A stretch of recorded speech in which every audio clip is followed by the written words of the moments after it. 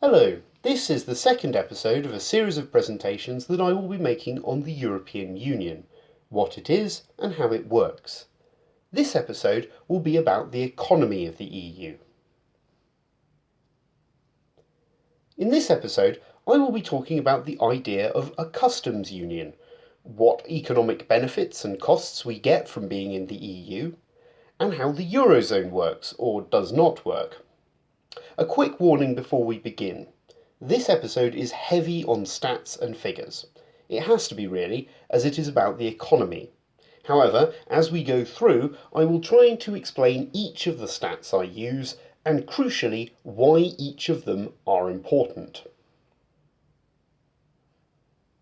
Here are the commonly made statements about the EU economy that I will be discussing in this episode. The first is that leaving the EU is very risky, as we could lose many jobs in the UK. The second is that economically speaking, the UK needs the EU more than they need us, or that they need us more than we need them, depending on which side of the argument you are coming from. The third is that the UK contributes large amounts of money to the EU, which we could use to do all sorts of other useful things if we left. The fourth is that the euro is in trouble, and if the UK remains in the EU, we will get pulled into the mess of the Eurozone even though we don't have the euro. I'll point out these commonly made statements as we go through the episode.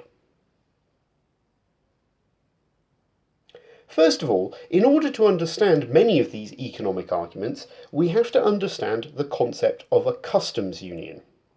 A customs union is a group of countries that have decided not to impose tariffs on each other's goods or services, and thus allow free trade between themselves. A tariff is a tax that a government imposes on goods or services from another country. The EU is an example of a customs union. Whenever the common market or single market is referred to, people are normally referring to the EU's role as a customs union. Why would anyone want to be part of a customs union? Let's examine that in this simple example. First, let's imagine a world with no tariffs. This is Anna. She lives in country A. This is Andrew. He also lives in country A. Andrew works at a car factory making red cars in country A. This is Bridget. She lives in country B. Bridget also works at a car factory, but in country B. She makes blue cars. Red cars and blue cars are of the same quality, but whereas red cars cost €2,000, blue cars only cost €1,000, as the manufacturing processes are more efficient or labour is cheaper. Given a free choice over which car to buy, Anna will therefore buy a blue car.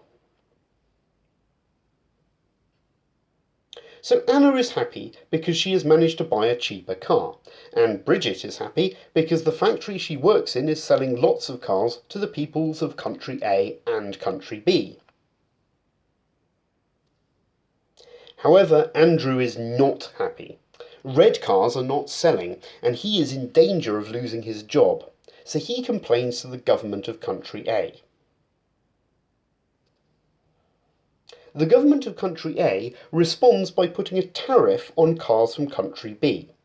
Now, if she wants to buy a blue car from country B, Anna must pay €3,000. Reluctantly, therefore, Anna decides to buy a red car for €2,000.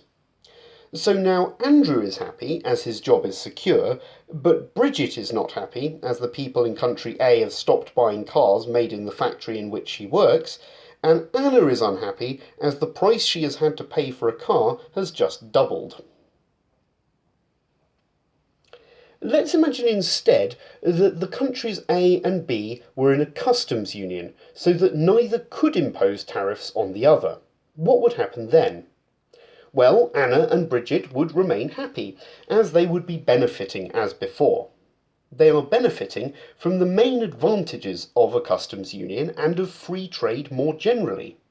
Free trade allows people buying goods and services, in this case Anna, to have access to a bigger market, meaning more sellers, which generally produces lower prices. It also benefits those who sell goods and services, like Bridget, who have access to more buyers. Unfortunately, there are also losers. In this scenario, it is likely that the factory making red cars would close down, and that Andrew would lose his job.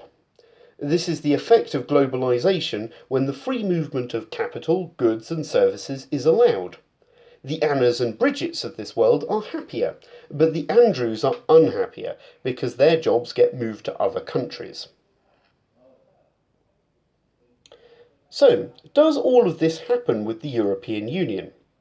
The benefits are certainly still there, but the EU has one key difference that helps mitigate the disadvantages for people like Andrew. In addition to allowing the free movement of capital, goods and services, the EU also allows for the free movement of people. This means that although the red car factory will still shut down, Andrew can move to country B and get a job in the factory making blue cars. In this scenario, Anna and Bridget are still happy as they were before, and Andrew is reasonably content as he has a job, although he has had to move to another country. This migration of Andrew from country A to country B causes issues of its own, issues that I will be exploring in a future episode. That's the end of this part of this episode.